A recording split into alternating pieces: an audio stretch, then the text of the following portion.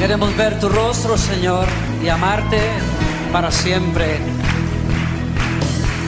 Abre mis ojos, oh Cristo, abre mis ojos, te pido. Yo quiero verte, yo quiero verte. Abre mis ojos, oh Cristo, abre mis ojos, te pido. Yo quiero verte, yo quiero verte y contemplar tu majestad y el resplandor de tu gloria. Derrama tu amor y poder cuando cantamos santo, y contemplar tu majestad y el resplandor de tu gloria. Derrama tu amor y poder cuando cantamos santo, santo. Santo, santo, santo. Santo, santo, santo. Santo, santo, santo. Yo quiero verte. Decimos santo. Santo, santo, santo. Santo, santo, santo. Santo, santo, santo. Yo quiero verte. Abre mis ojos, oh Cristo. Abre mis ojos, te pido. Yo quiero verte, yo quiero verte. Abre mis ojos, oh Cristo. Abre mis ojos, te pido. Yo quiero verte, quiero verte y contemplar tu majestad y el resplandor de tu gloria. Derrama tu amor y poder cuando cantamos santo, santo, y contemplar tu majestad y el resplandor de tu gloria. Derrama tu amor y poder cuando cantamos santo, santo. Santo, santo, santo.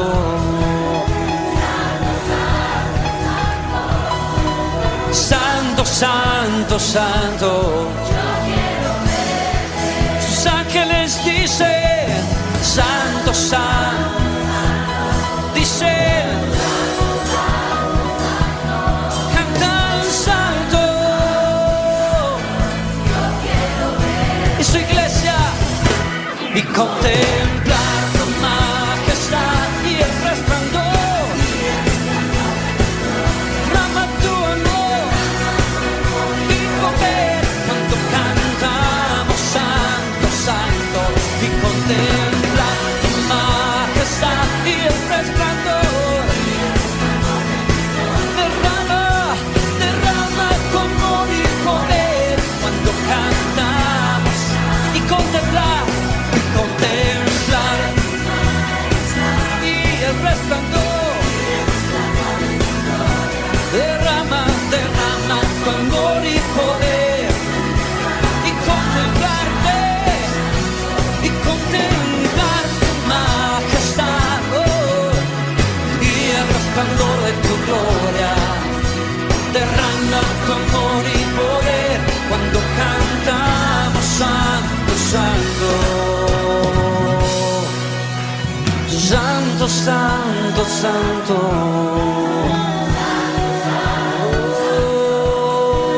Santo, santo, santo. Quiero verte, Señor. Santo, santo, santo. Tú eres. Decimos.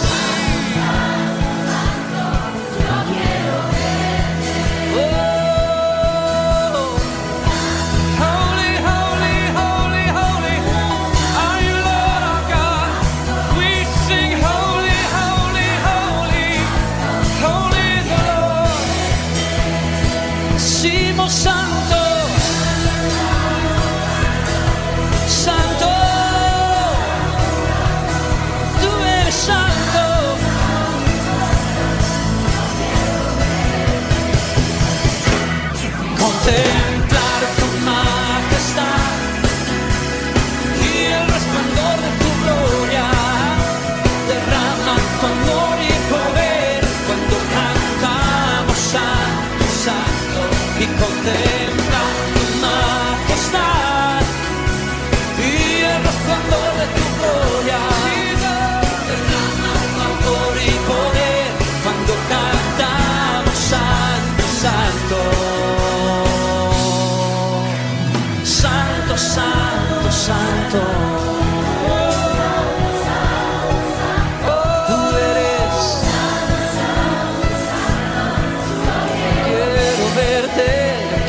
verte.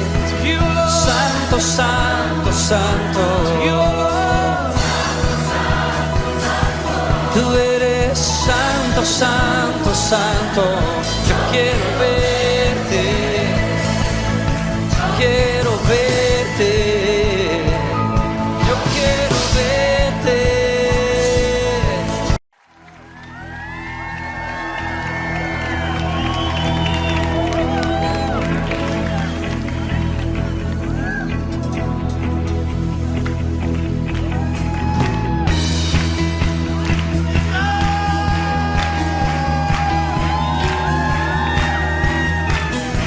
Queremos ver tu rostro, Señor, y amarte para siempre.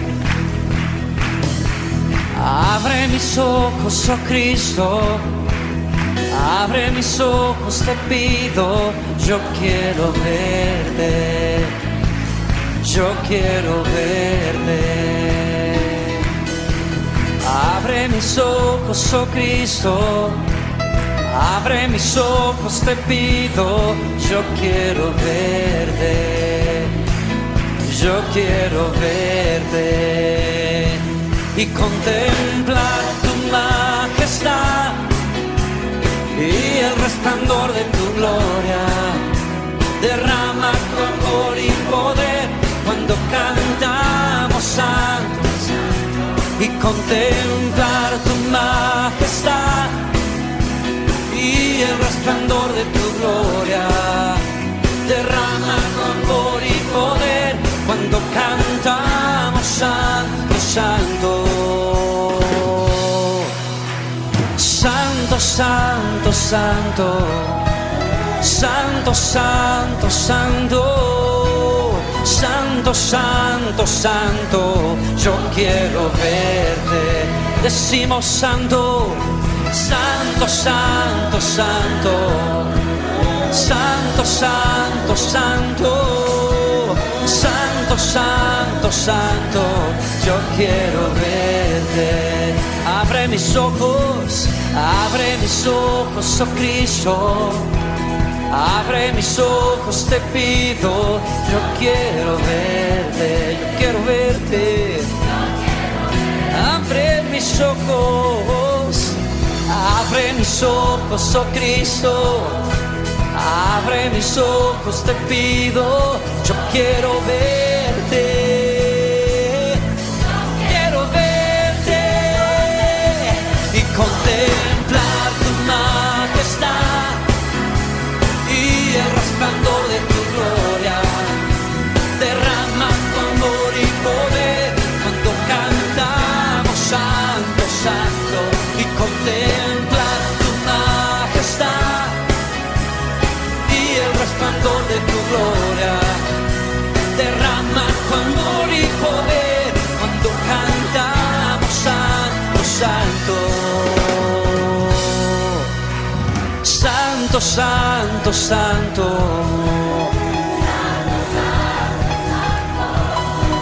Santo, santo, santo.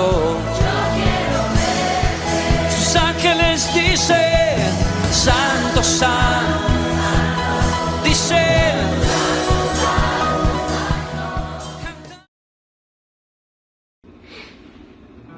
Bendito sea tu santo nombre, Señor. A ti damos gloria y honra, Padre, alabanza, toda oración sea dada a ti, Señor, por siempre. Damos toda la gloria a ti, Señor. Recíbelo, Padre. Recibe esta alabanza y oración que trae tu pueblo hoy delante de ti, Señor, para exaltarte y glorificarte, Señor. Bendito y alabado seas tú, Señor. Damos honor, honra y gloria a ti, Señor, porque solamente tú eres único digno de recibirla. Tú eres Rey de reyes, Señor de señores eres tú, Padre. Bendito eres tú, Señor. Damos honor a ti. Damos honor a ti, Creador de vida, eres tú. Damos honor a ti, damos honor a ti, porque no hay otro Dios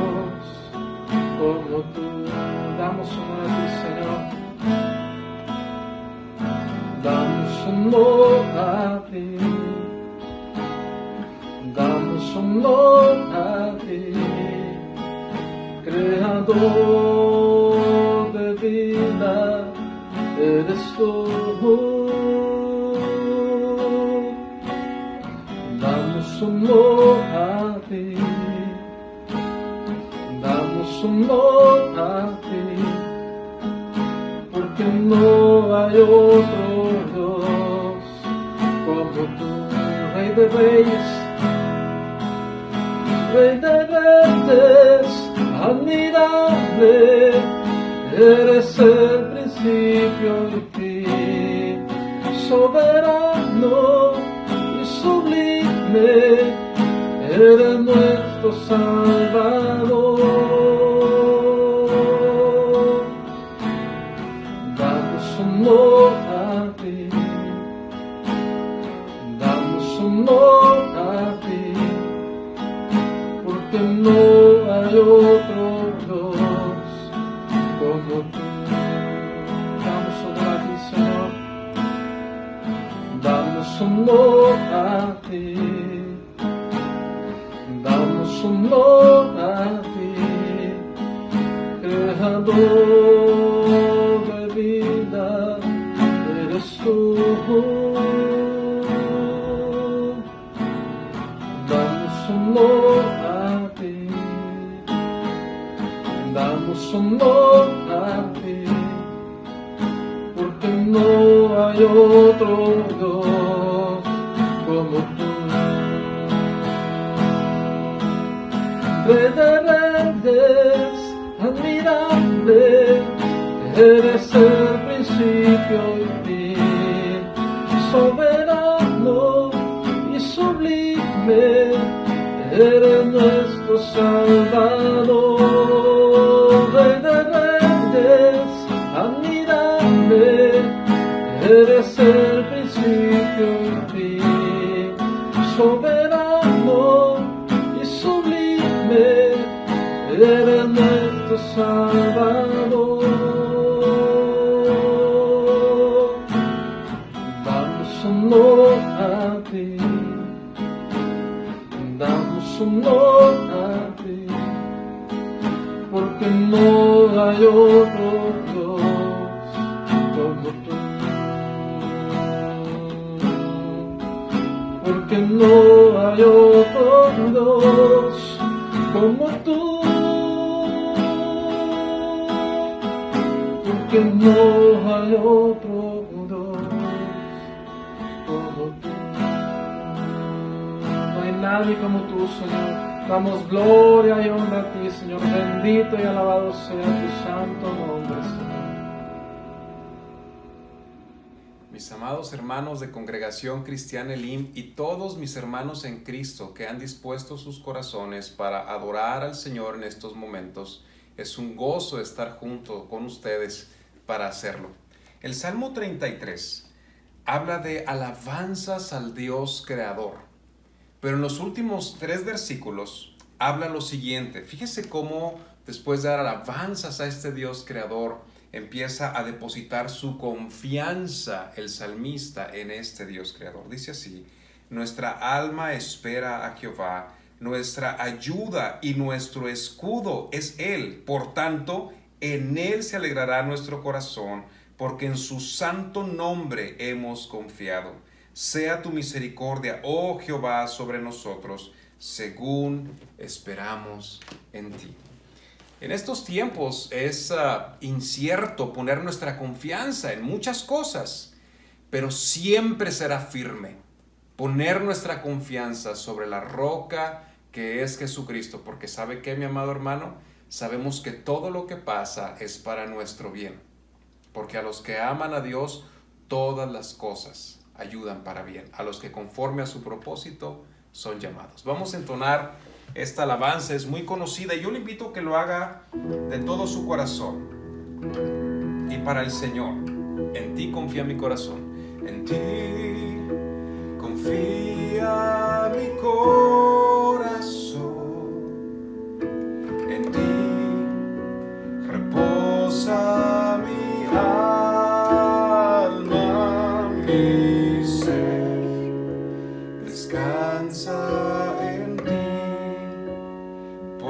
puedo ser feliz.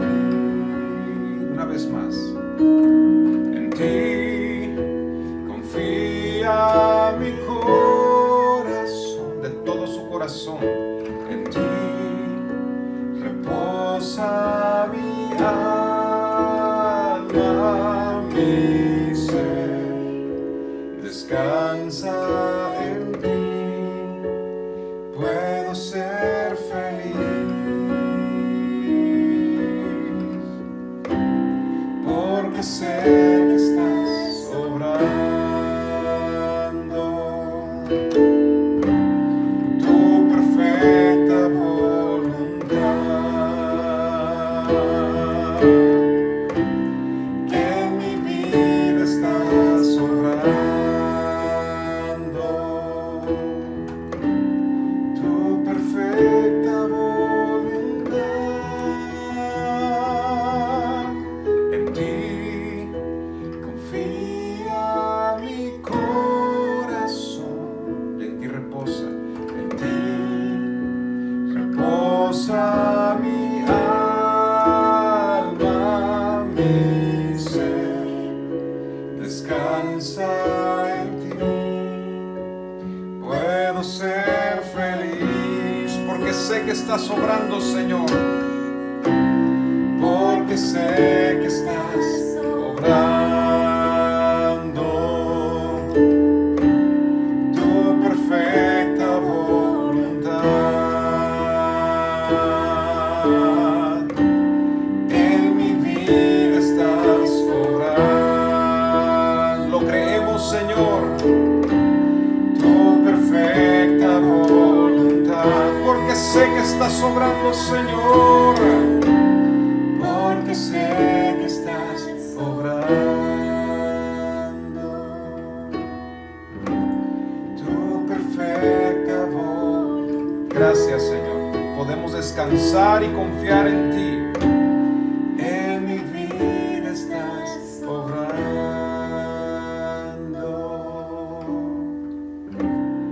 tu perfecta voluntad.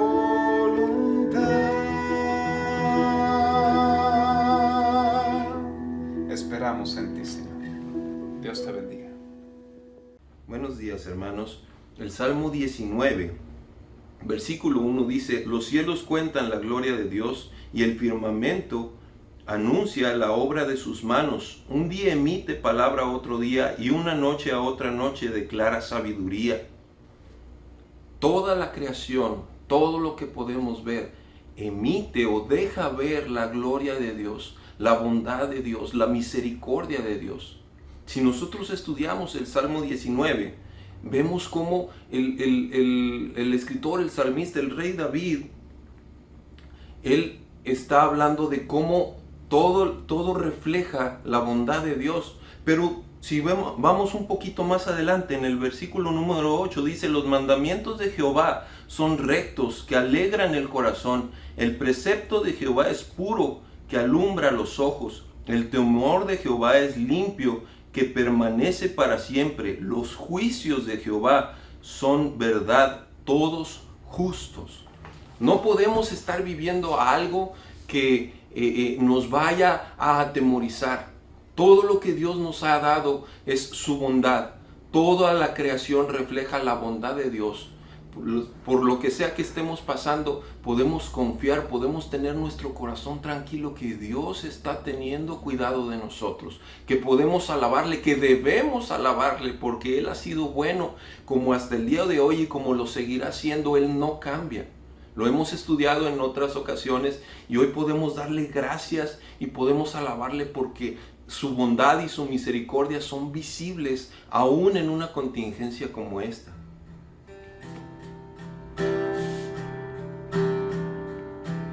Al mirar las estrellas me asombro, tu creación cautiva mis ojos,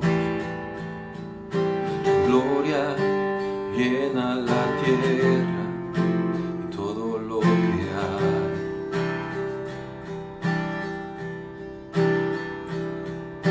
Estoy maravillado ante tu majestad, tu amor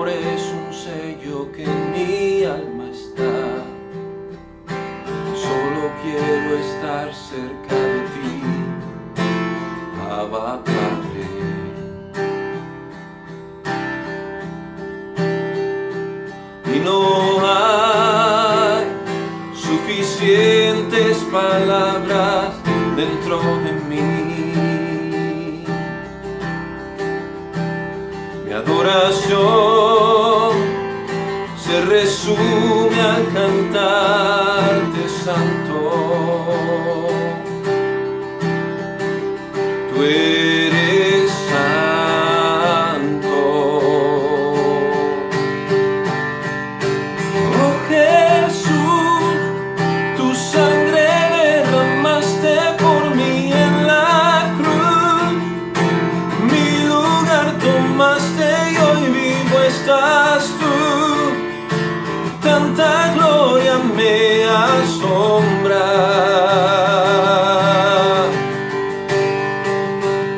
Temblando estoy, pues nadie más me ha amado tanto como soy. Ante tu gracia caigo y me rindo hoy. Tanta gloria me asombra.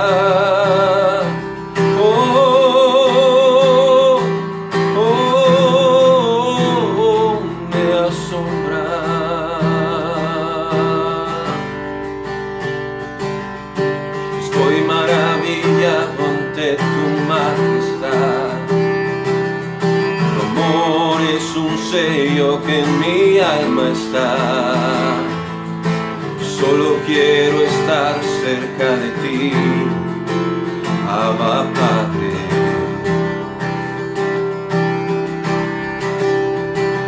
Y no hay suficientes palabras dentro de mí. Mi adoración se resume al cantarte santo. Tú eres santo. Oh Jesús, tu sangre derramaste por mí en la cruz. Mi lugar tomaste y hoy vivo estás tú. Tanta gloria me asombra.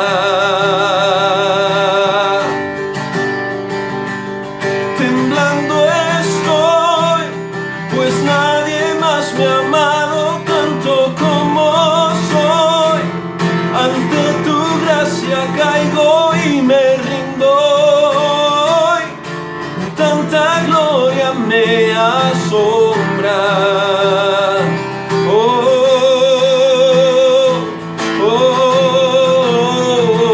Me asombra.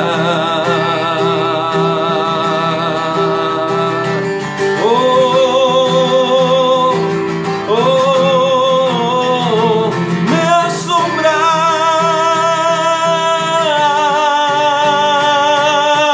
Oh Jesús, tu sangre derramaste por mí en la cruz. Mi lugar tomaste y hoy vivo estás tú. Tanta gloria me asombra.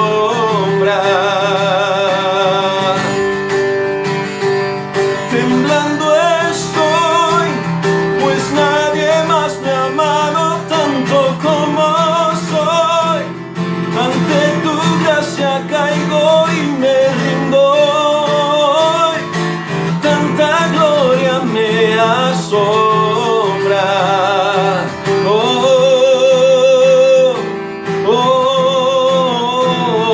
Me asombra.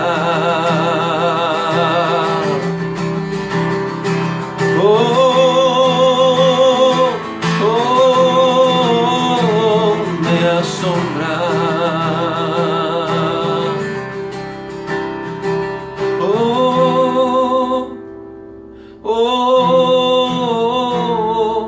Me asombra.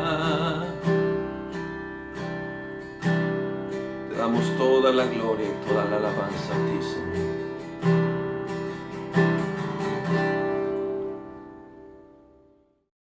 Nuevamente, mis hermanos, el Señor les bendiga. Hermoso es alabar al Señor juntos y gracias a nuestros hermanos que nos siguen apoyando con la alabanza, dirigiéndonos a adorar a nuestro Dios ahí desde sus hogares. Y pues es la forma en la que hoy lo podemos hacer, pero también le invito a que considere esto, el hecho de que no estamos físicamente en el templo, no significa que dejemos de adorar, o bien el hecho de que no esté usted siendo dirigido por otro, no significa que tenga que dejar de adorar o esperar hasta que alguien le dirija. Cuando alguien ha conocido a Dios, el resultado natural de ese conocimiento y de ese encuentro con Él es humillarnos, es adoración. La palabra nos enseña cuando aquel hombre ciego que fue sanado, cuando el Señor Jesucristo se presenta con él y le dice, ¿tú crees en el Hijo de Dios? Y él le dice, bueno, ¿quién es, Señor, para que yo crea en él?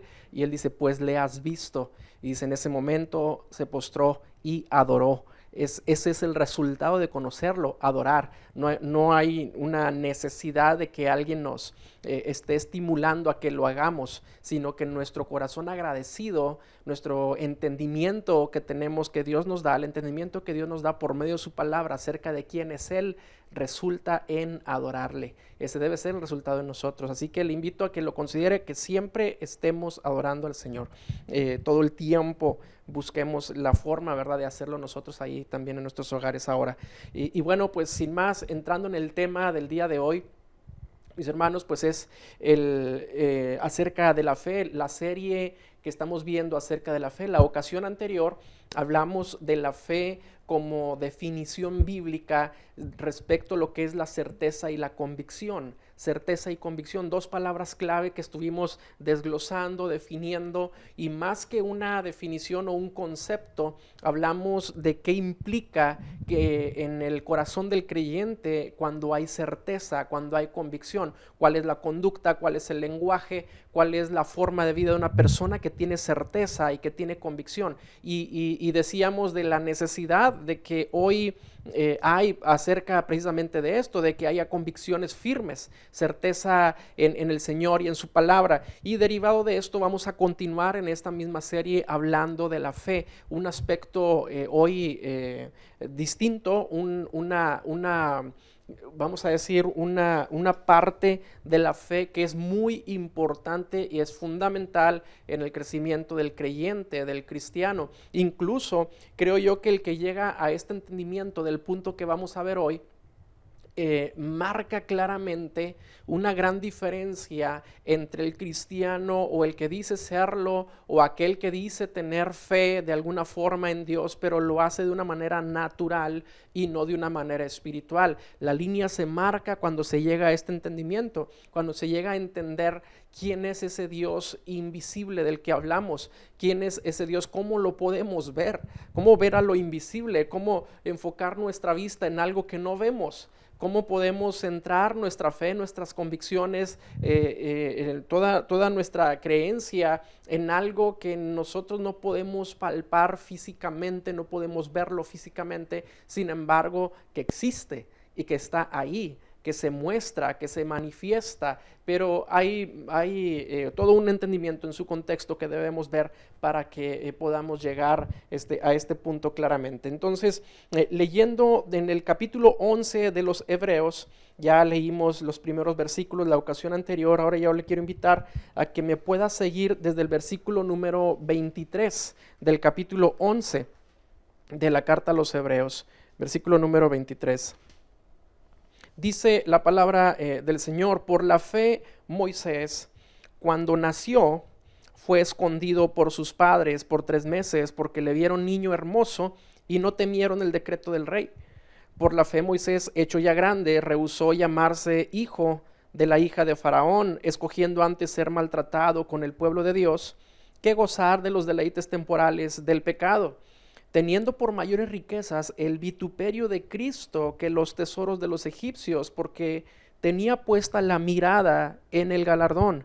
Por la fe dejó a Egipto, no temiendo la ira del rey, porque se sostuvo como viendo al invisible. Hasta ahí. Esta es la parte que vamos a desarrollar en este tema.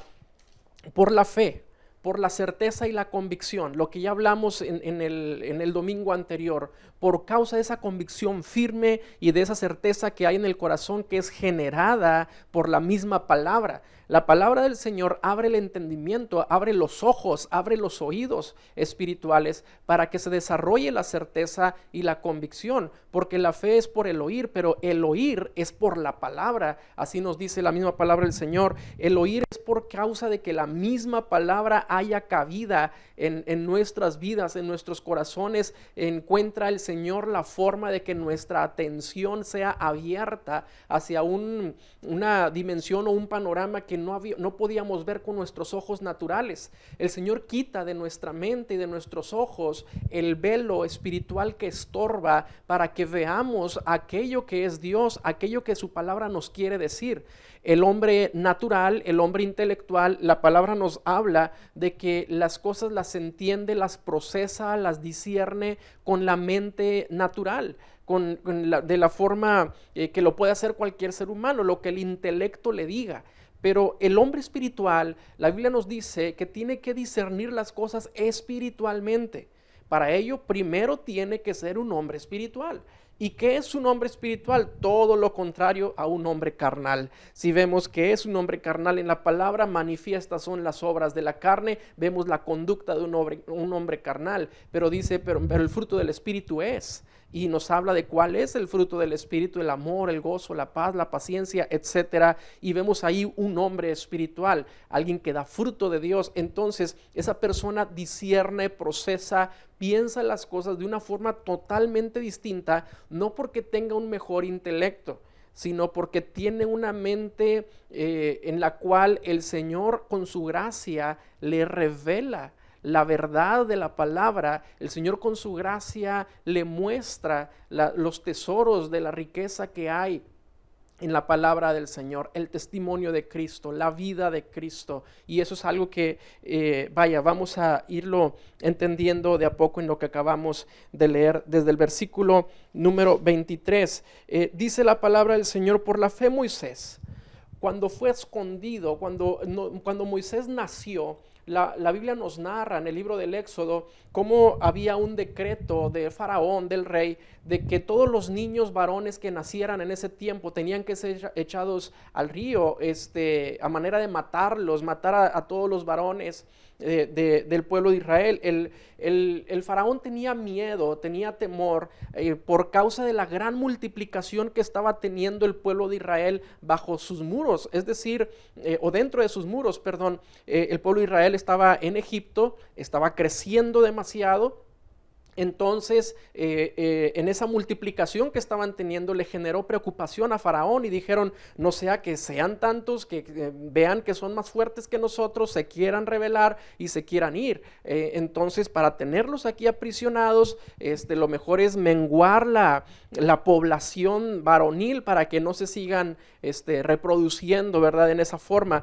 Y vemos en la palabra que los padres de Moisés tienen una fe acerca de lo que Dios ya tenía sobre ese niño, sobre ese bebé. Es decir, ellos tenían certeza, tenían convicción acerca de lo que Dios podía hacer a través de él. Tal vez no tenían una visión clara de todos los eventos futuros, pero sí acerca de un propósito, sí acerca de una voluntad de Dios. Y dice la palabra que había fe en ello, lo hicieron por fe, no porque lo hayan visto solamente hermoso, no porque solamente lo hayan visto un niño que, como todo papá o toda mamá, puede ver a su bebé, ¿verdad?, con mucho amor, y no le van a ver ningún defecto, etcétera. No era ese tipo de amor o ese tipo de visión que estaban viendo, porque la descripción que nos da la palabra dice que por la fe fue escondido.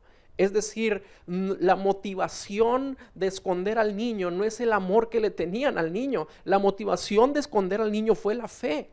La motivación de esconderlo fue la convicción y la certeza que da el Señor, no el amor paterno. Era algo muy, muy distinto que los estaba motivando a esto. Y lo esconden, dice la palabra, por 3 meses, porque le ven hermoso. Y dice: y no tuvieron temor del decreto del rey, no tuvieron temor del decreto de Faraón. Tanta era la fe que decían ellos: no nos va a pasar nada. no tenemos temor de que nos vayan a hacer algo. No había miedo al respecto del decreto de que mataran a todos los niños. No tuvieron temor alguno acerca de ese decreto. ¿Por qué? Por la fe. La fe echa fuera el temor. Cuando el Señor Jesús dijo, no temas sino cree solamente. Es decir, creer echa fuera el temor. No temas sino cree solamente en el Señor. Entonces, en el versículo número 24 podemos ver que nos dice la palabra: por la fe Moisés, hecho ya grande, rehusó llamarse hijo de la hija de Faraón. Rehusó llamarse hijo de la hija de Faraón, verso 25, escogiendo antes ser maltratado con el pueblo de Dios que gozar de los deleites temporales del pecado. Moisés decide renunciar a todos los privilegios que él pudo haber tenido, siendo que era un hombre criado bajo adopción, en los más altos estándares y comodidades que podía tener el hijo de un rey. Es decir, Moisés fue criado como un príncipe en una de las civilizaciones más grandes, avanzadas, en uno de los imperios más grandes de aquel tiempo. Estamos hablando de que él tenía a su alcance la mejor educación, tenía a su alcance las mejores comodidades, tenía en su forma de vida, podría vivir él de una manera plácidamente, sin preocupaciones, sin amargura, sin ninguna cosa respecto, me refiero a lo material, solamente en lo material, pero en su corazón había una identidad distinta. Por eso nos dice la palabra que por la fe, es decir, por la certeza y convicción que hay en él, porque seguramente como Moisés fue criado bajo todos los privilegios y estándares de Egipto, pero fue criado también, nos dice la palabra, bajo encargo de una nodriza. Y en el plan perfecto de Dios, la nodriza que ponen sobre Moisés es la madre natural de Moisés. Entonces, cuando la hija de Faraón recoge ese niño que venía, ¿verdad?, en esa cesta por el río, y dice la palabra que la hija de Faraón lo ve que es uno de los niños de los hebreos, de los judíos, lo toma, le dice a sus criadas, consíganme una nodriza que lo eduque, que lo críe, y le traen una nodriza, pero traen exactamente la mamá de Moisés. Entonces, aunque tenía comodidades del palacio, tenía la enseñanza del pueblo de Dios, tenía la educación de lo que viene realmente en el pueblo de Dios. Entonces, Moisés tenía una certeza, una convicción, nos dice la palabra: por la fe hecho ya grande, rehusó llamarse hijo de la hija de Faraón. ¿Por qué? Pues porque conoció su verdadera identidad. Por la fe, por esa certeza y convicción, él dijo: mejor prefiero aquel galardón que viene por medio de Dios que de los deleites temporales. Cuando el mundo te ofrece deleites, son temporales. Cuando estamos en Cristo hay aflicción, pero también es temporal. Y eso es lo maravilloso, eso es lo hermoso de estar en el Señor Jesucristo, de esta fe que nosotros tenemos, profesamos, que podemos vivir. Porque el que busca el deleite vivirá tal vez en él, tal vez lo logre, tal vez tenga realización personal en este tiempo, pero será temporal. Pero el que escoge vivir bajo la voluntad de Dios, aunque esto le cause aflicción, esa aflicción también será temporal. Lo que nunca será temporal en un hijo de Dios será el galardón. El galardón no es temporal, eso es eterno, y eso el Señor lo tiene preparado para nosotros, y es glorioso el caminar en pos de un verdadero propósito divino, un propósito celestial. Y bueno, todo esto solamente es para llegar a un punto fuerte, todo esto que les estoy mencionando, para llegar a un punto fuerte donde creo yo que está la parte principal de este mensaje. Meramente estoy introduciendo para llegar a esto.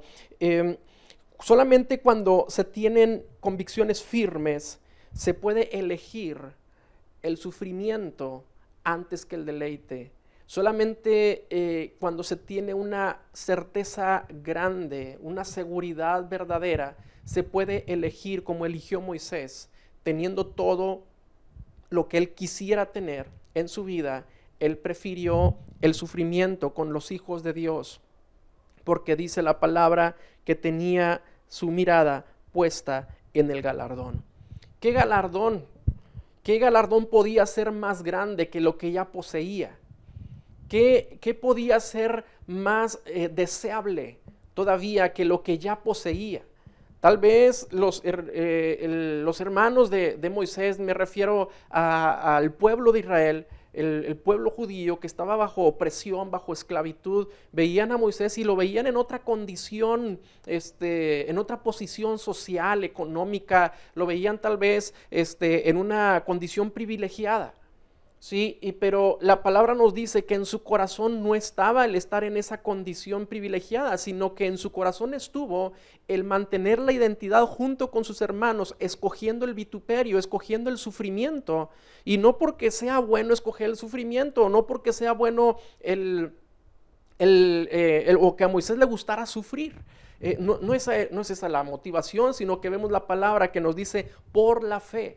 Volvemos al punto, la motivación espiritual y verdadera de las decisiones firmes en el Señor son hechas por causa de la fe en nuestros corazones.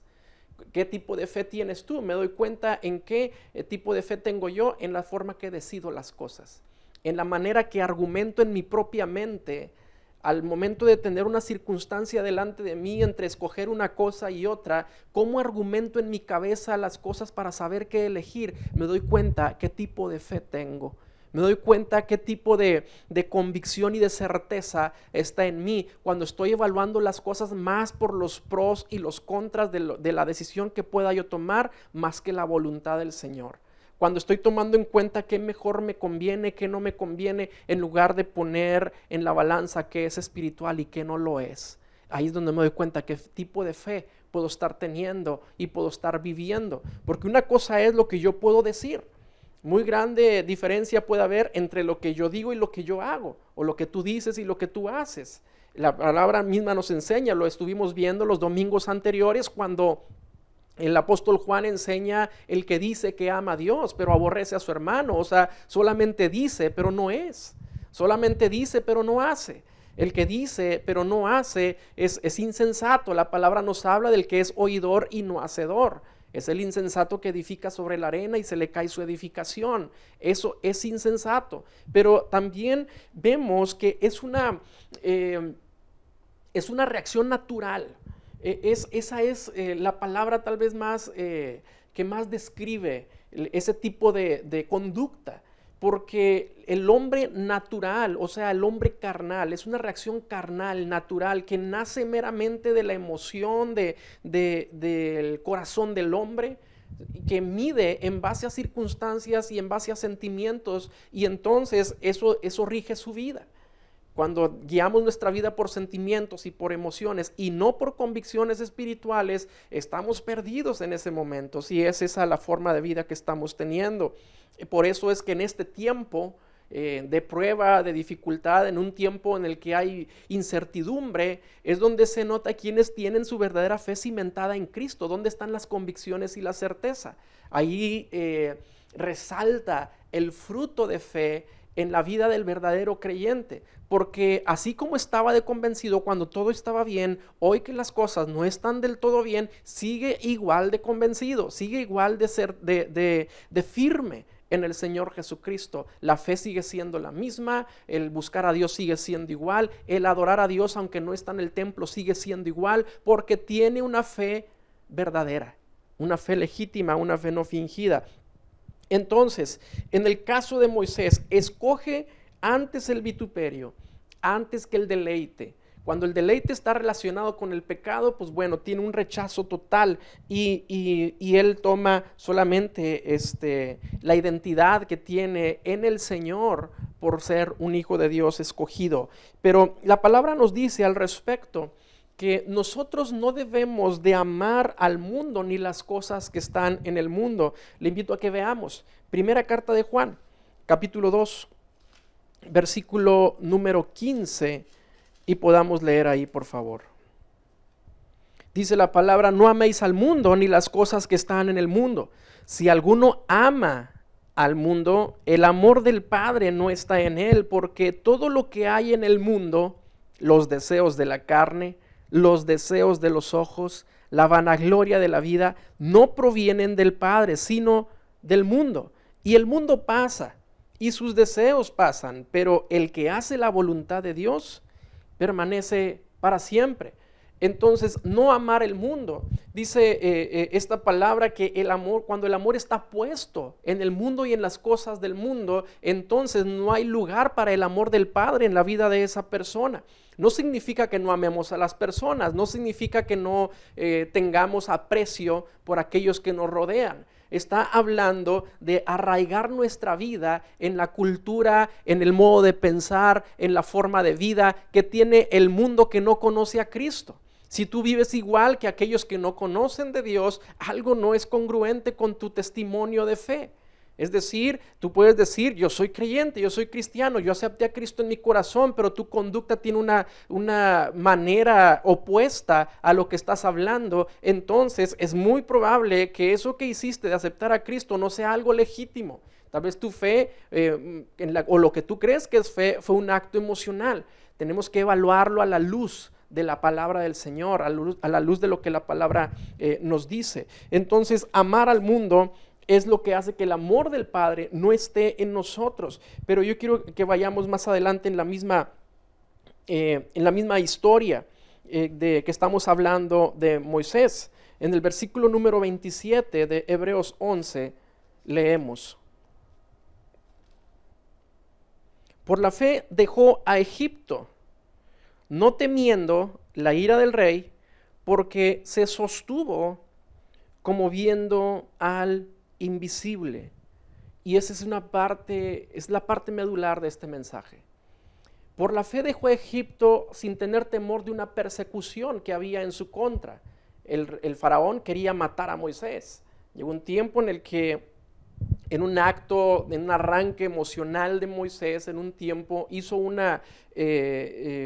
cometió un error, mató a un egipcio que estaba maltratando a uno de los judíos. Y trató él de ocultar ese pecado, ese error, y llegó a los oídos de Faraón, y Faraón lo persigue a Moisés, pero dice la palabra, no es el miedo que lo hizo dejar Egipto, dice fue por la fe deja Egipto, por la certeza, por la convicción deja Egipto, pero no teniendo miedo a Faraón, sino más bien, dice, poniendo la vista o viendo al invisible, se sostuvo como viendo al invisible. ¿Qué podemos decir que es esto? ¿Qué es ver al invisible? ¿O de qué trata este tema? ¿Cómo podemos decir que es posible ver lo invisible? Aunque un rey terrenal perseguía a Moisés, vemos en la palabra que el Rey de Reyes lo sostenía. Aunque había una persecución en su contra, había un fundamento de sustento para su condición espiritual y se sentía él seguro. La palabra nos enseña que nuestros ojos tienen que ser puestos en Jesús, y leemos más adelante en el capítulo número 12, en el versículo número 2 nos dice la palabra del Señor: puestos los ojos en Jesús, el autor y consumador de la fe, el cual por el gozo puesto delante de él sufrió la cruz, menospreciando el oprobio, y se sentó a la diestra del trono de Dios, hablando del Señor Jesucristo. Nuestros ojos deben de estar puestas en el Señor Jesucristo. Pero como Moisés, en un tiempo en el que no había venido Cristo, podía tener su vista puesta en Jesús. Es decir, cómo le podía a él ser dado a conocer la vida de Cristo cuando Cristo no se había manifestado al mundo. ¿Cómo podía tener en la vista en el galardón cuando el galardón no había sido revelado como el Hijo de Dios para nadie aún? Me refiero a nadie terrenalmente o físicamente hablando.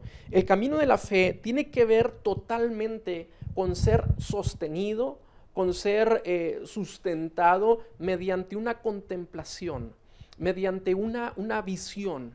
Y esa es la parte, le decía, la parte medular, ver al invisible.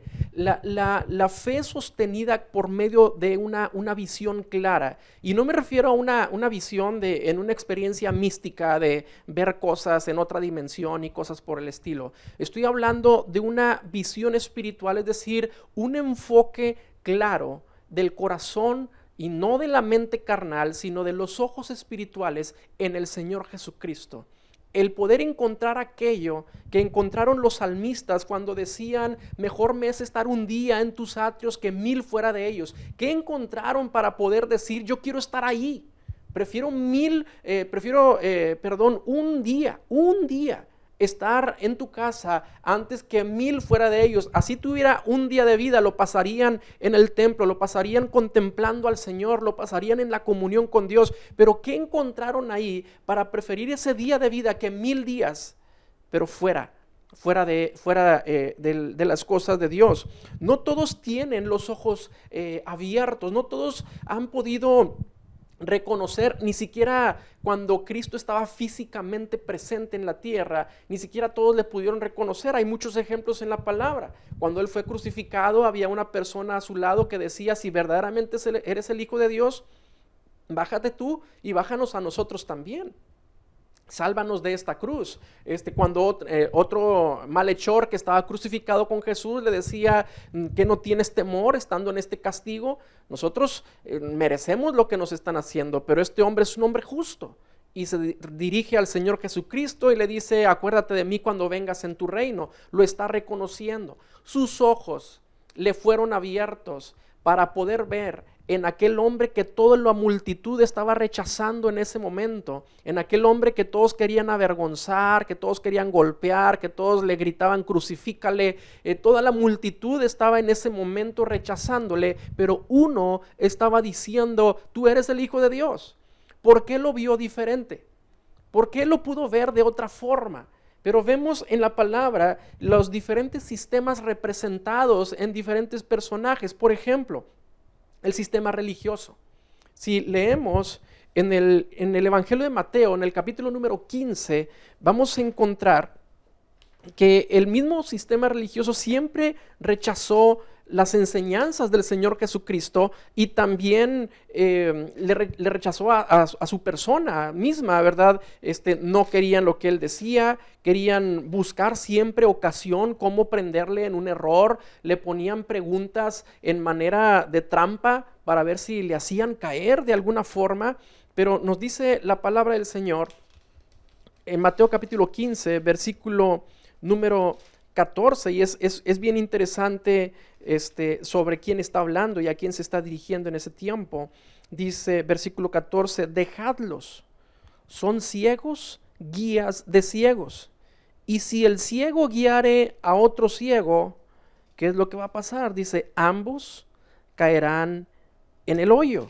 Pero ¿de dónde salió o resultó esta plática?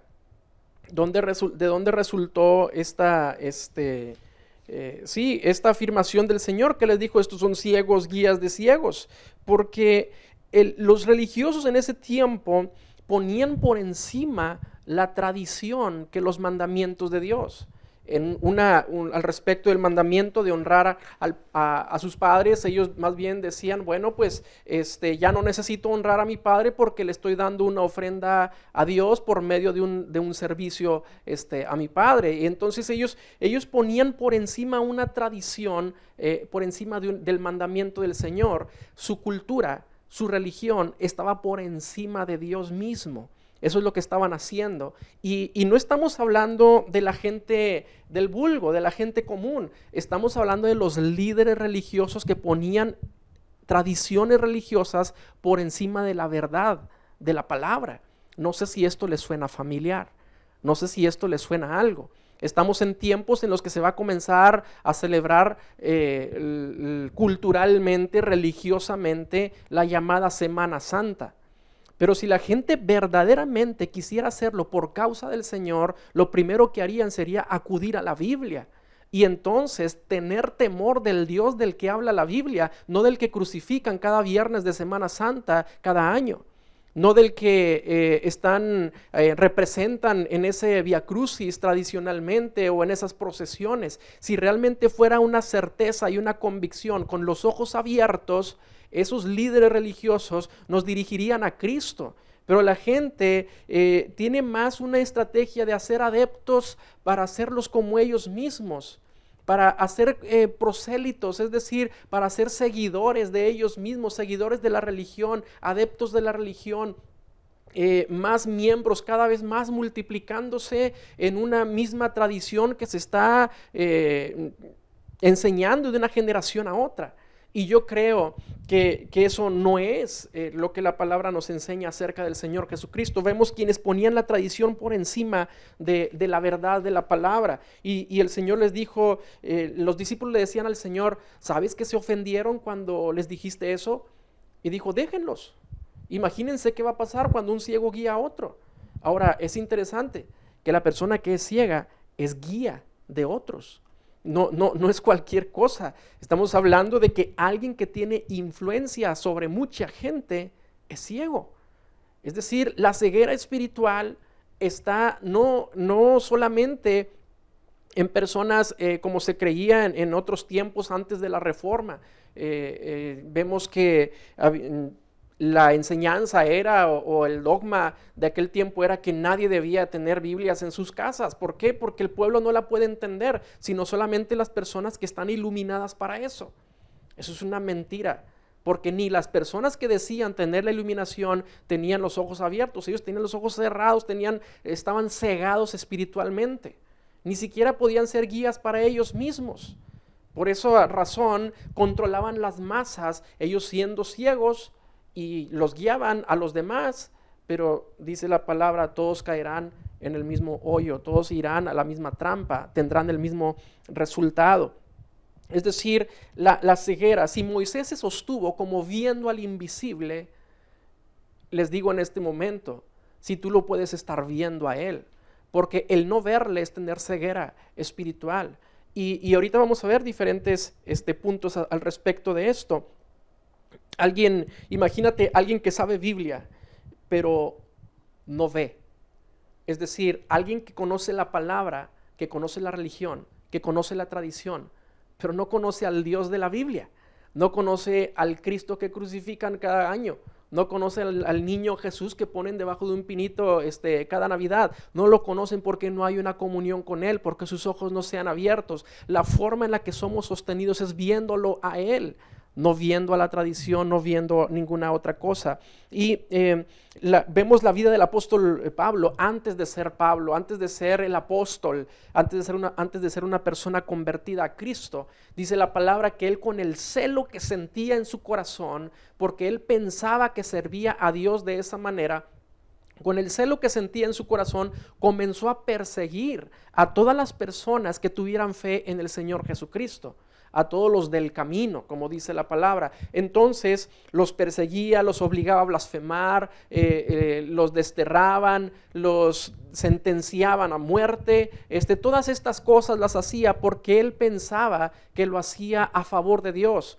Pero en el momento en el que él está en esa encomienda de ir a sacar a los creyentes de las iglesias, de sus casas y demás, y con todas las autoridades firmándole los decretos para que él pudiera hacer todas estas cosas, la Biblia nos dice que cuando va camino a Damasco, en ese momento el Señor Jesucristo se le revela, se le muestra a él, literalmente se le aparece. Se le aparece el Señor, y cuando el Señor se le aparece desde el cielo le dice: Saulo, ¿por qué me persigues? La prueba más grande de que Saulo era un ciego en ese tiempo es que cuando Jesús le habla, la pregunta que él hace es: ¿quién eres? O sea, era alguien que servía a Dios pero que no conocía a Dios. Cuando Dios le habla, dice: ¿quién eres, Señor? ¿Quién eres? Y después dice: ¿y qué quieres que yo haga? Entonces había una ceguera total en la vida de Saulo. Él no conocía a Dios, pero conocía religión. Y yo espero que esto a más de una persona le esté hablando al corazón, porque tal vez tú seas una persona practicante de religión, seas cristiano, seas católico, seas de cualquier confesión o credo que creas tener, ¿sí? Porque tal vez seas practicante de religión, pero tal vez no estás conociendo al Dios verdadero en medio de tanta tradición, de tanta actividad de costumbre. Incluso en el mismo cristianismo hay gente que vive una religión de cristianos, pero sin conocer al Dios que se adora en las reuniones del templo o en este tipo de transmisiones que estamos teniendo o alguna cosa así. Lo que quiero decir es que tal vez estás siguiendo una costumbre sin ver a Cristo. Lo que sostiene conforme a lo que estamos viendo, es verlo a Él, ¿sí? Así como se sostuvo Moisés. El pueblo de Israel vio cosas tan tremendas durante el tiempo que estaban ellos siendo sacados de Egipto, los juicios que vinieron contra Egipto, que los conocemos como las 10 plagas de Egipto, que el Señor Dios envió a Egipto como juicio durante todo ese tiempo. Y cómo durante ese tiempo todo venía sobre Egipto, y el pueblo de Israel, que estaba en medio de Egipto, no le pasaba absolutamente nada porque Dios lo guardaba. Vemos tantos eventos portentosos de parte de Dios. Vemos la manifestación de Dios en una columna de fuego, la manifestación de Dios en una columna de nube, el mar abrirse en dos partes para que el pueblo de Dios pasara en seco en medio del Mar Rojo. Y uno pudiera pensar, bueno, pues viendo todos estos portentos, todos estos milagros tan impresionantes, tan impactantes, así cualquiera se convertiría a Cristo. Así cualquiera diría, no, pues Dios es real, pues Dios le voy a servir o voy a serle fiel a Él. Pues ni siquiera así el pueblo de Israel se alejó de la obstinación de su pecado, de su corazón. No se alejaron de la maldad que había en ellos, murmuraron en contra de Dios y no lo vieron a Él. Es decir, solamente veían lo que en el momento les resolvía la situación. Cuando tenían hambre, como Dios les enviaba el maná. Cuando tenían sed, como abrió el Señor una roca para que el agua que salió de la roca les saciara a todos ellos. Cuando estaban siendo perseguidos, como el mar se abre en dos. Todo el tiempo en el que Dios se manifestó, solamente estuvieron viendo la solución a su circunstancia momentánea. Pero no estaban viendo al Dios que se estaba manifestando a su favor, cómo se mostraba poderoso y misericordioso para con ellos. Y lo digo basándome en la primera carta a los Corintios también, en el capítulo número 10, en el versículo número 4, la palabra nos enseña que la roca del agua que les dio a beber en el desierto el Señor, no era una roca meramente física y no estaba en un solo lugar. 1 Corintios 10, versículo número 4, dice la palabra, y todos bebieron la misma bebida, y menciona esto, espiritual. Ahí yo lo subrayo, porque bebían de la roca, otra vez, espiritual, que los seguía, y la roca era Cristo. Cristo estaba manifestado en la roca, pero el pueblo no lo vio. ¿Qué fue lo que vio el pueblo? Un agua que sacia mi sed. Eso fue lo que vio el pueblo. Ya me siento lleno, me siento satisfecho y puedo seguir con mi vida igual que antes. Mucha gente está haciendo esto hoy en día. La roca que es Cristo, dice la palabra, que nos da la bebida espiritual, siempre ha estado ahí, pero no lo ven. Siempre ha estado ahí, pero no voltean a verlo a Él, porque la mirada está puesta solamente en las condiciones de vida terrenal, porque la mirada está puesta solamente en aquello que me puede ayudar en el momento de mi necesidad, en la solución. Es cierto que muchos agradecen a Dios por causa de que se les solucionó algún problema, pero no lo están viendo a Él para seguirlo, para humillarse delante de Él. No están dejando su mirada, como la palabra nos enseña, fija en una contemplación al Dios que nos ha dado tan grande salvación. No se están fijando en Él, sino solamente ven a través de lo que la religión les enseña, triangulan la relación de Dios con el hombre por medio de otro hombre, por medio de otra organización, por medio de otras costumbres y prácticas que les enseñan en X lugar. Espero me esté explicando, no quiero ser más gráfico en esto. Mi intención no es agredir, ni ofender, ni atacar a ninguna religión, ni ninguna cosa. Todo lo contrario, sea cual sea tu credo, la intención en esto es que tú conozcas a Cristo.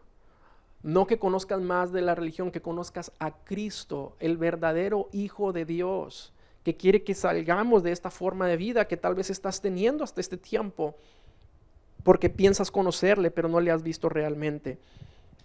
Entonces la roca espiritual estaba ahí todo el tiempo, durante el desierto, los 40 años. Dice la palabra del Señor que acabamos de leer, dice que lo seguía y la roca era Cristo. Pero nunca lo vieron, nunca vieron esa roca. Hoy nosotros podemos decir, sí, sabemos que Cristo es la roca, sabemos el concepto bíblico. La pregunta es, ¿lo ves? ¿Tú lo ves?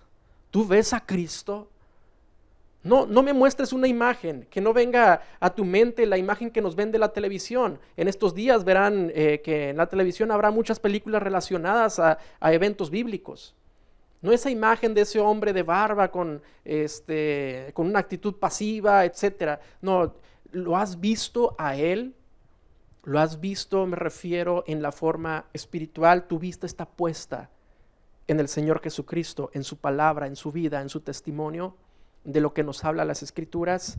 La roca que es Cristo estuvo todo el tiempo en el desierto con el pueblo de Israel durante esos 40 años y nunca lo vieron. Si lo hubiesen visto, no hubiesen murmurado de esa manera como lo hicieron contra Dios. Todo lo que vio el pueblo de Israel era Cristo manifestándose. Pero este es el mal en este tiempo puedo decir, de la práctica religiosa, de mucha cantidad de iglesia. Es el mal en este tiempo. ¿Cuál mal me refiero?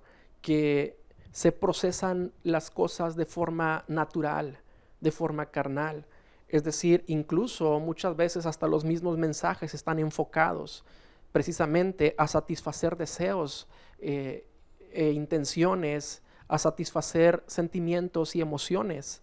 Y es más, a veces se utiliza mucho la Biblia para motivar a los demás en lugar de usarla para acercarlos a Dios.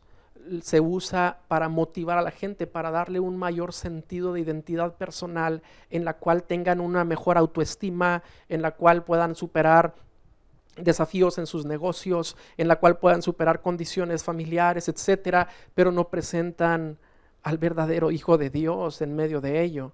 No podemos cambiar el mensaje del testimonio de las Escrituras. Ellas son las que dan testimonio de Cristo y no de otra cosa. Entendemos que la temática de la Biblia central es Cristo, aunque hay muchas cosas que se derivan de ello, pero centralmente es Cristo Jesús, el testimonio de las Escrituras.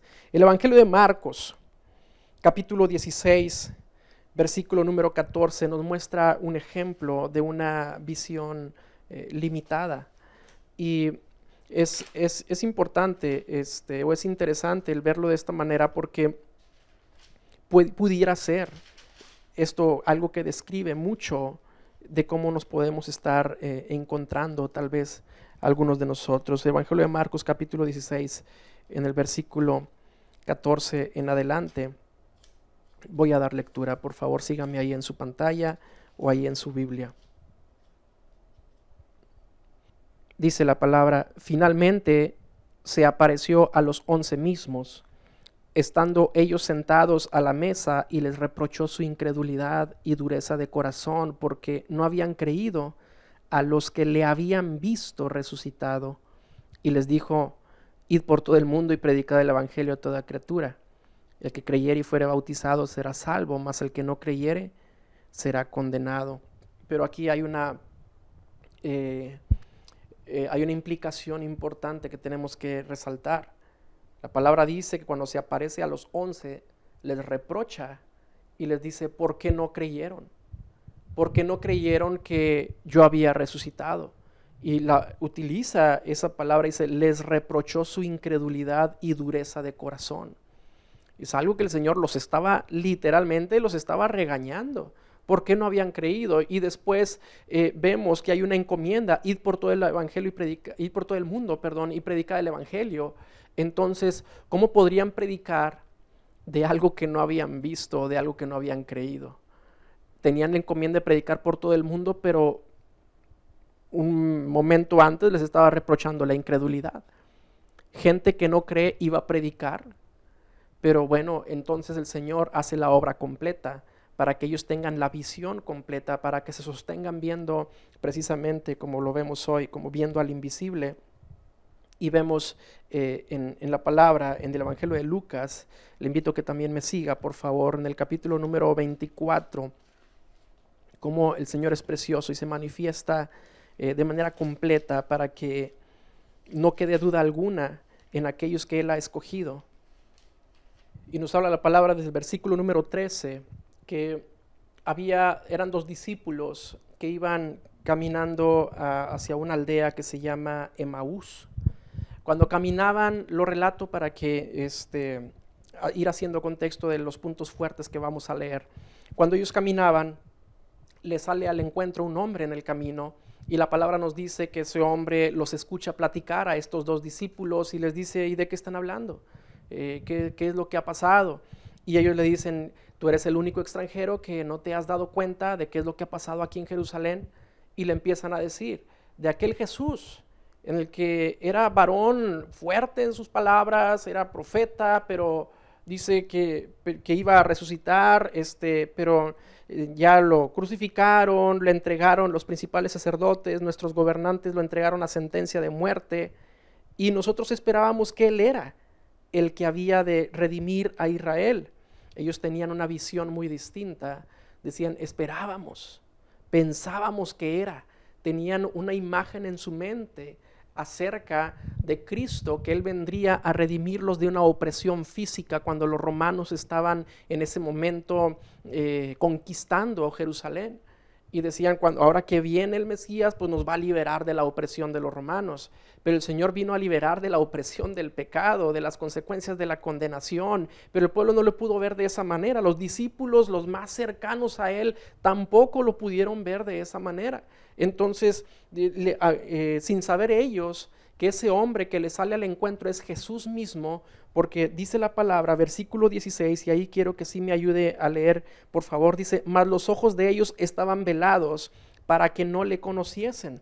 Consulté esa palabra, la palabra velados, del griego ekratumo, que significa que estaban confiscados, estaban sujetos, estaban controlados. Sus ojos tenían una limitante de visión espiritual. Podían ver físicamente, pero no podían ver espiritualmente. Así como nunca pudieron ver quién era el Cristo, ahora que estaba resucitado, tampoco lo podían reconocer que Él era el Cristo, el que estaba ahí con ellos. Nunca lo vieron cuando Cristo estaba en vida, antes de ser crucificado, y ahora tampoco lo identificaban, ahora que había resucitado, porque tenían los ojos espirituales velados, nos dice la palabra. Y cuando están hablando de estas cosas, la Biblia nos dice que en el versículo, vemos desde el versículo número 25, dice: entonces Él les dijo: oh insensatos y tardos de corazón para creer todo lo que los profetas han dicho. ¿No era necesario que el Cristo padeciera estas cosas y que entrara en su gloria? Y vea el 27, y comenzando, vea desde dónde, desde Moisés, desde el que se sostuvo viendo al invisible, ¿sí? Comenzando desde Moisés y siguiendo por todos los profetas, les declaraba en todas las escrituras lo que de Él decían. El Señor Jesucristo les abrió las escrituras, y esto es importante que mencionar esa acción cuando dice comenzando desde Moisés y siguiendo por todo, les declaraba en todas las escrituras lo que de Él decían. El pasaje paralelo dice más adelante dice que les abría las escrituras, es decir, les revelaba a manera profunda, con un conocimiento grande acerca de todo lo que había sido dicho del mismo Señor Jesucristo. Y no es que Él tuviera en ese momento una Biblia y todos los pergaminos y rollos los estaba cargando y los abría y se los mostraba, no, sino que con el conocimiento estaba hablándoles desde Moisés, y mencionó a todos los profetas. Todos los profetas han hablado de Cristo de muchas formas, está tipificado, está graficado el Señor Jesucristo, pero no todos lo han visto. Y ese es el mismo punto que estamos viendo, cómo ver lo invisible. Él está ahí, pero no está visiblemente ante los ojos naturales. Por eso es que necesitamos decirle al Señor que mis ojos espirituales sean abiertos por medio de tu palabra. Y eso es el punto, o uno de los puntos más importantes a resaltar en este mensaje, el decir que solamente la palabra de Dios nos abre el entendimiento, porque así como nos dice el libro de los Salmos, es la palabra de Dios la que convierte el alma. Puede haber muchas estrategias de evangelismo, puede haber muchas conferencias motivacionales, puede haber muchos argumentos que acomodan a los sentimientos de la gente, pero nada más la palabra nos muestra a Cristo. Y si tú no estás aprendiendo a través de la legítima palabra de Dios, no lo estás viendo a Él de ninguna forma. Y si no estás leyendo la palabra de Dios, jamás lo veremos. Jamás lo verás. El Señor Jesucristo está revelado en su palabra. Él mismo es la palabra encarnada. Precioso es ver de verdad que lo que Él nos dejó en un libro no solamente es información o conocimiento intelectual, lo que nos dejó en este libro es la vida de Él. Esta palabra es palabra viva que se hace viva en nosotros cuando Él nos abre el entendimiento y los ojos para que le veamos. ¿Cómo les abrió los ojos a los discípulos? Vemos más adelante en el mismo relato que ellos siguieron caminando, llegan a la aldea donde iban a reposar, donde iban a quedarse, y dice que Jesús hizo como que iba más lejos todavía, y los discípulos le dicen, quédate con nosotros. Y entran en el lugar donde ellos se iban a quedar, y en el versículo número 30 nos dice la palabra, aconteció que estando sentados con ellos a la mesa, tomó el pan y lo bendijo, y lo partió y les dio. Verso 31, entonces les fueron abiertos los ojos y le reconocieron, mas él se desapareció de su vista. Se desapareció en el momento que lo reconocieron. ¿En qué momento se les abrieron los ojos? Dice, cuando él les da el pan, cuando lo parte el pan, cuando se los da, yo imagino que ellos lo están observando todas las formas, los movimientos, con toda la atención. De por sí ya habían captado, el Señor ya había captado la atención de ellos, abriéndoles todas las escrituras, declarándoles todo lo que habían dicho todos los profetas. Tenía un conocimiento que definitivamente habrá llamado su atención. Entonces estaban con toda la atención puesta en Él, y cuando parte el pan y les da en ese momento, sus ojos son abiertos y dicen, es el Señor, es Jesús. Y cuando ya lo reconocen, se desaparece, pero físicamente se desaparece, pero ahora ya tienen la capacidad de verlo espiritualmente. Sus ojos ya fueron abiertos, ya lo pueden reconocer, ya vieron que a través del pan que Él reparte, que el pan que es la palabra, el cuerpo mismo de Cristo, de la entrega del Señor Jesucristo, que es que se abren los ojos. El Señor abrió sus ojos en ese momento y ya desaparece físicamente, y ellos empiezan a preguntarse, versículo 32, y se decían el uno al otro, ¿no ardía nuestro corazón en nosotros mientras nos hablaba en el camino y cuando nos abría las escrituras? Había un efecto en el momento en el que las escrituras estaban siendo habladas, estaban siendo explicadas, encontraban mayor sentido a todos los eventos que recientemente habían sucedido. Todo empezaba a tomar un orden, porque el Señor empezó a poner en orden todas esas cosas con su palabra. Les estaba mostrando el camino, estaba preparando el corazón, y cuando estaban listos se les manifestó, les abre los ojos y lo reconocen.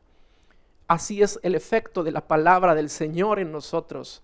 Así es el efecto de la palabra de Dios en nosotros cuando nuestro corazón está centrado. Imagínate en un camino en el cual dice la palabra que estaba a 60 estadios de distancia. Ahí pueden ver en pantalla la equivalencia. Cuánta distancia ellos estaban caminando. Estaban caminando, y durante el camino, pues, ¿qué más podían hacer sino ir platicando? Entonces, en ese momento fue muy bien aprovechado. Toda la atención la tenía el Señor. Y eso es lo que hace el Señor muchas veces, escoge el momento perfecto para que nuestro corazón esté centrado en la atención al Señor. ¿Por qué crees que todos estamos guardados en nuestras casas en este tiempo? Es el tiempo perfecto para que centremos nuestra atención en la voz de Dios, y Él se revele y se manifieste y nos abra los ojos a todos aquellos que no le han visto. Es un tiempo especial de revelación de Dios. Yo te invito a que consideres eso, porque no es casualidad. No es casualidad que hoy incluso puedo decir, ¿verdad?, que mucha gente se ha dado cuenta que tenía más cosas que las que carecía, porque han valorado aquello a lo cual no habían enfocado su vista en ese tiempo, o en otros tiempos que todo estaba bien, que todo estaba en orden. Pero ahora cuánto más en las cosas del Señor. Centra tu vista en el Señor, centra tu atención en el Señor. Yo te aseguro que algo Dios tiene para tu vida. Entonces vemos que les abre los ojos el Señor al pueblo, a los discípulos. Y ahora sí puedo entender que más adelante podemos ver el versículo 36, que mientras ellos aún hablaban de estas cosas, Jesús se puso en medio de ellos y les dijo: paz a vosotros.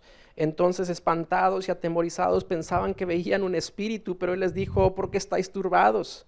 Y vienen a vuestro corazón estos pensamientos. Mirad mis manos y mis pies, que yo mismo soy. Palpad y ved, porque un espíritu no tiene carne ni huesos, como veis que yo tengo. Y diciendo esto, les mostró las manos y los pies, y como todavía ellos de gozo no lo creían y estaban maravillados, les dijo: ¿tenéis algo aquí de comer? Entonces le dijeron: parte de un pez asado y un panal de miel, y lo tomó y comió delante de ellos. Qué glorioso, qué impactante.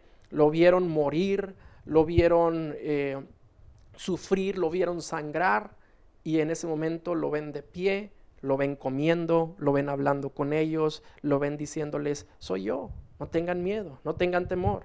El Señor manifestándose a sus vidas. Y ahora sí, vemos más adelante que les da las instrucciones de que vayan precisamente y prediquen el evangelio, y después el Señor sube al cielo.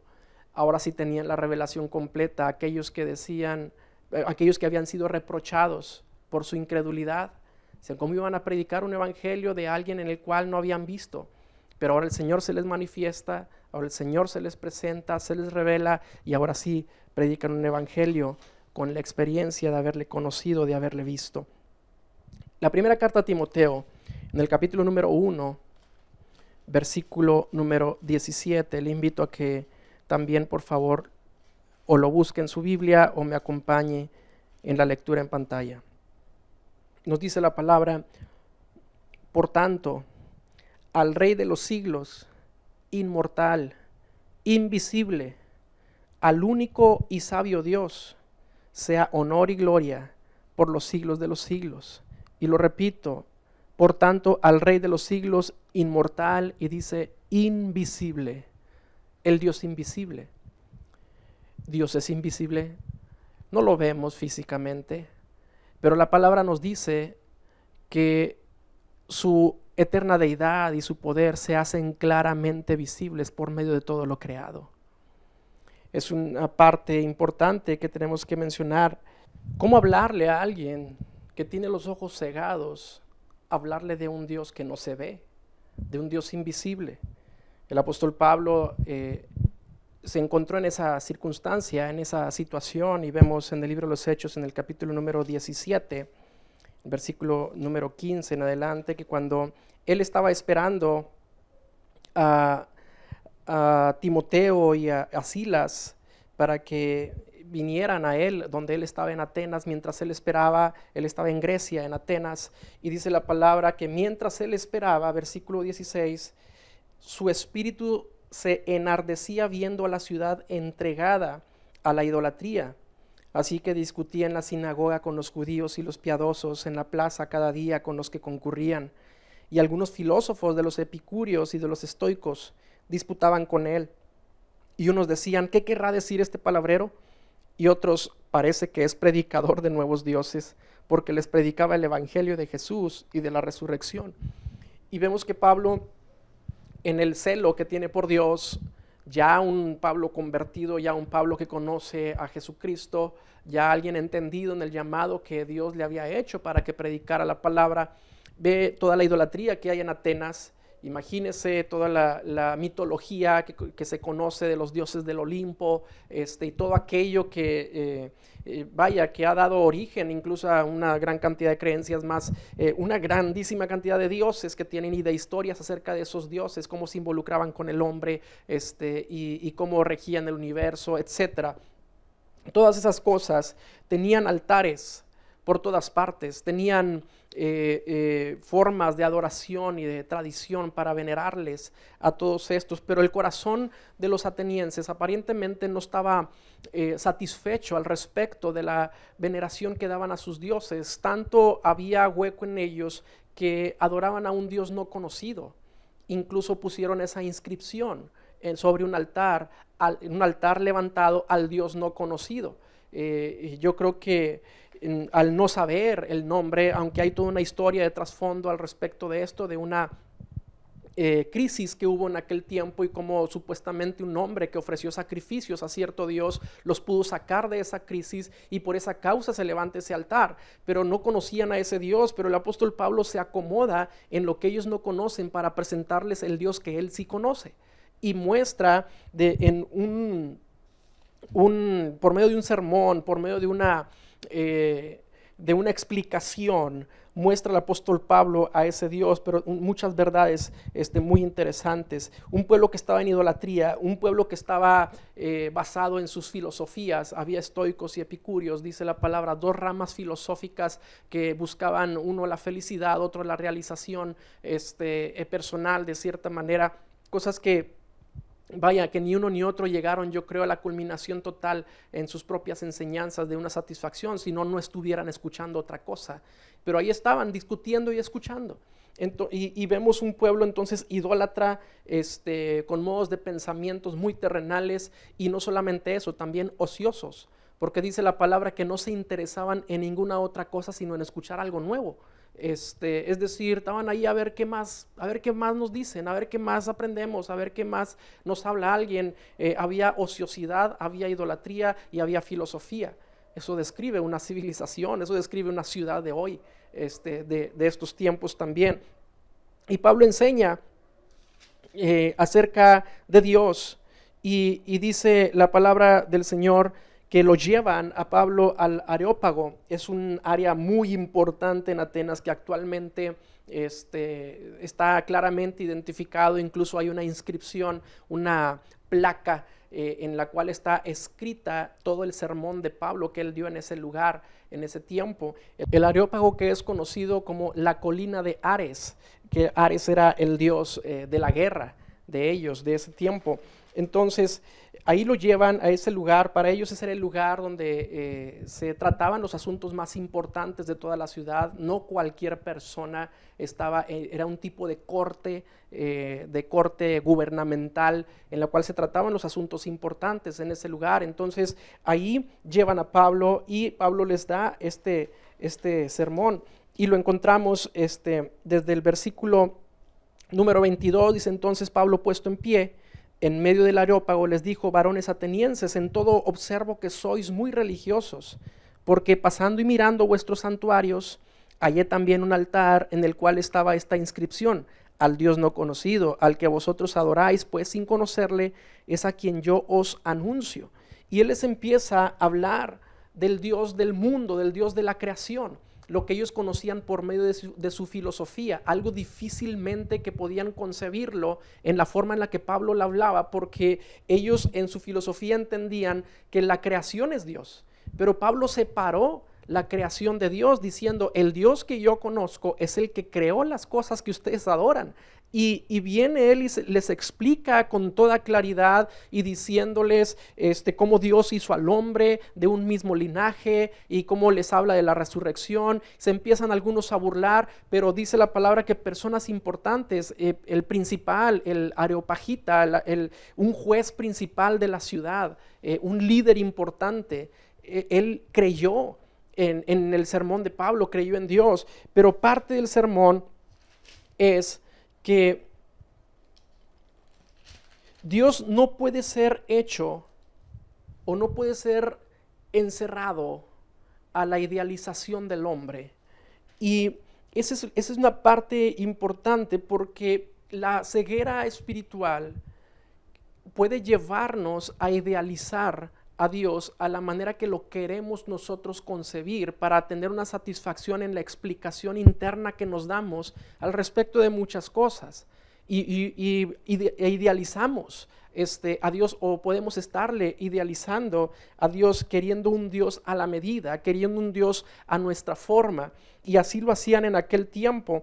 El versículo 28 nos dice: porque en él vivimos y nos movemos y somos, como algunos de vuestros propios poetas también han dicho, porque linaje suyo somos. Siendo pues linaje de Dios, no debemos pensar que la divinidad sea semejante a oro, a plata o a escultura de arte, de imaginación de hombres. Dios no es, en otras palabras, Dios no es como el hombre lo imagine.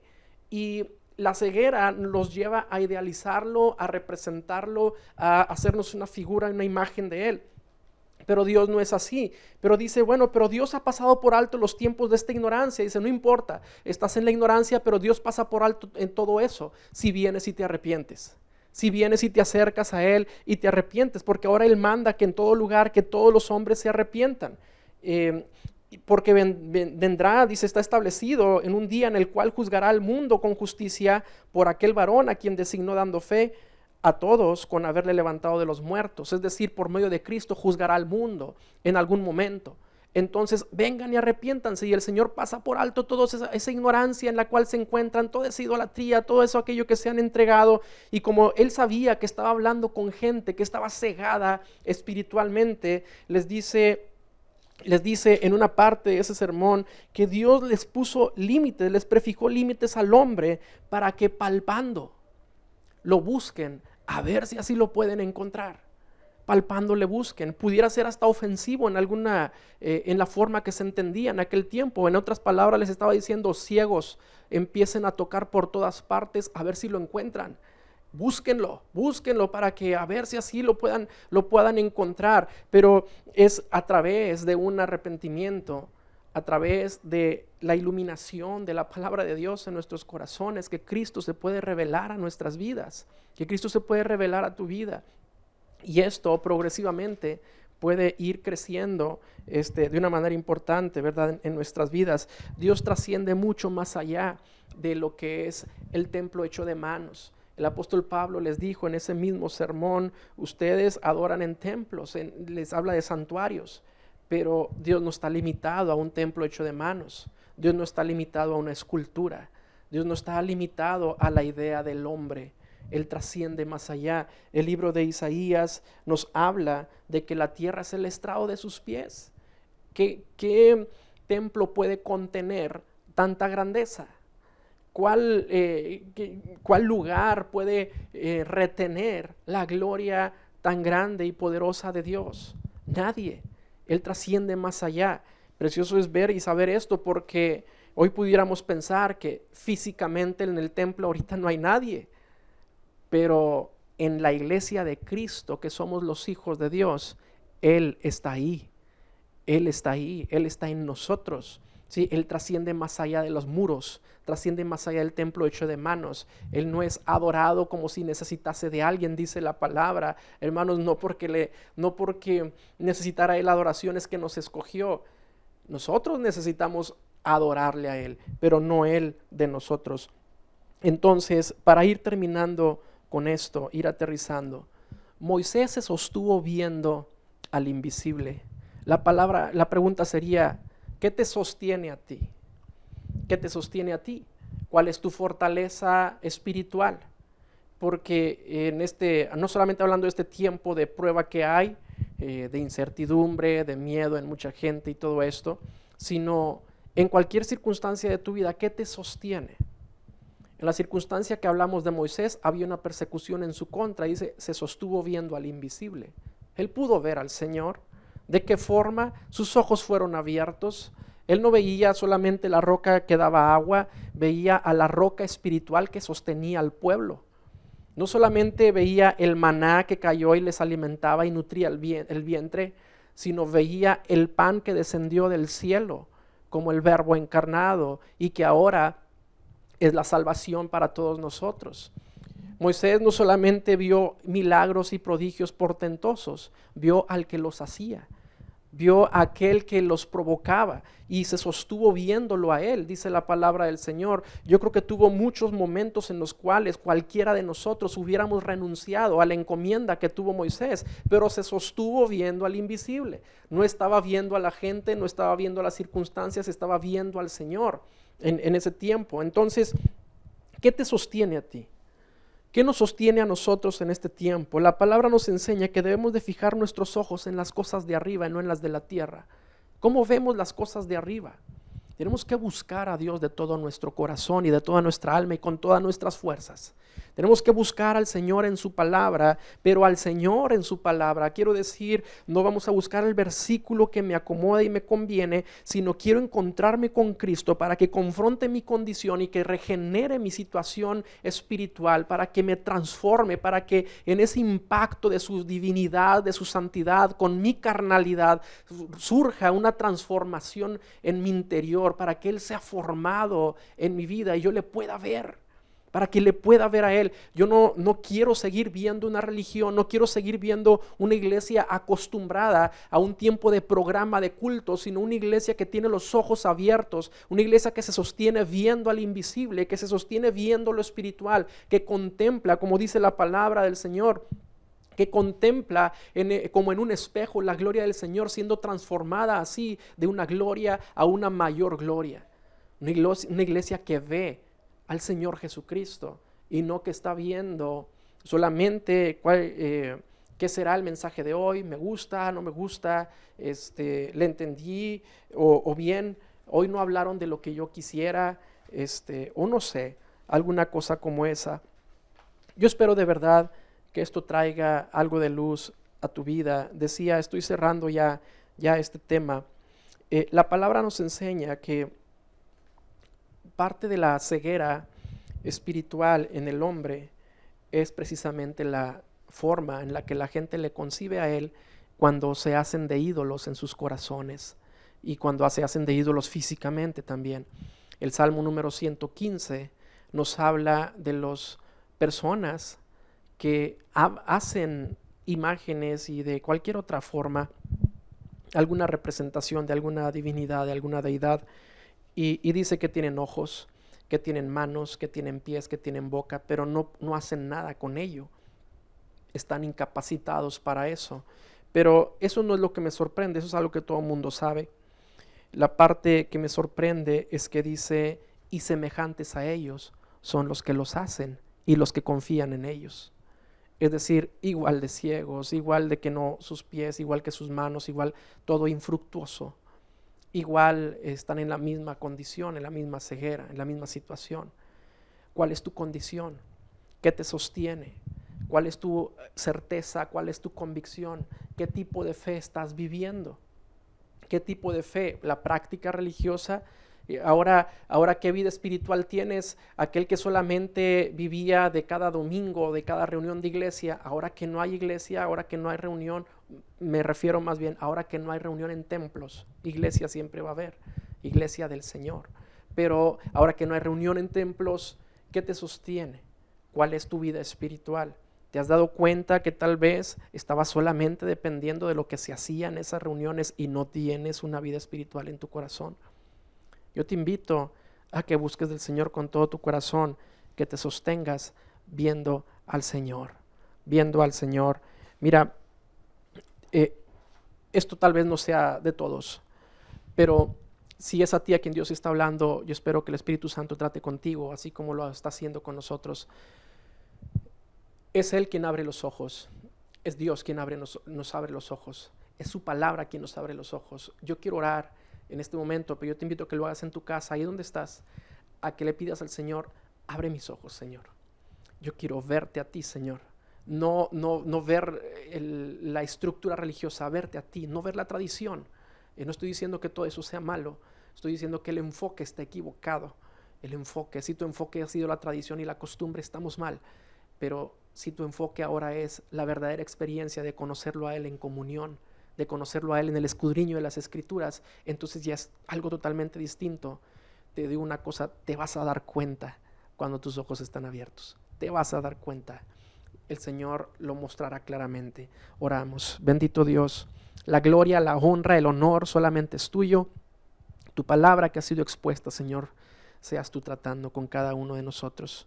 Yo te pido, Señor, que así como abriste los ojos en la vida de Saulo, así como Moisés se sostuvo viendo al invisible, así, Señor, seas tú abriendo los ojos de aquella persona que está viendo, escuchando este tiempo, este momento, Señor, y que te puedan ver a ti, Señor. Tal vez lo que han conocido es lo que la religión les ha dicho, pero no han conocido lo que tú has dicho. Señor, tal vez lo que han conocido, Padre, es lo que a través de una iglesia se hace, pero no te han conocido a ti, Señor. Abre sus ojos, Señor, en el nombre de Jesús.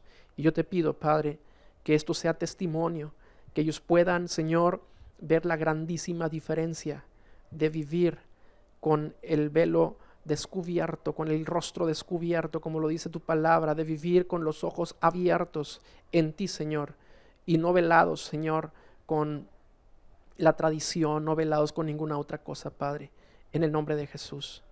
Señor, revela tu palabra y revela a tu Hijo en nuestras vidas, Padre. En el nombre de Jesucristo lo pedimos. Amén.